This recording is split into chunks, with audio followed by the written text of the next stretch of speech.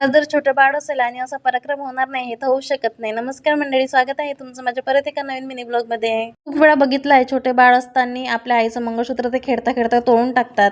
पण माझ्या रुद्रने मंगळसूत्र न तोडता त्याने माझ्या नाकातलं बेसरच तोडून ठेवलं होतं आणि ते अशा प्रकारे तोडलं की परत ते मला ते लावता पण येणार नाही. चला असो, आता छोटं बाळ म्हटल्यावर छोट्या मोठ्या गोष्टी तर होतच राहतात. तुमच्यासोबत माझं रुटीन शेअर करते. सकाळी रुद्रला सगळं खाऊ पिऊ वगैरे घातल्यानंतर मग त्याला अंघोळ वगैरे घातली आणि रेडी केलं आणि झोपवलं. आता ऋतू खूप कमी वेळासाठी झोपतो, म्हणजे जास्तीत जास्त तो 1-1.5 तासच झोपतो, त्याच्यावरती झोपत नाही आणि लगेच उठूनही जातो.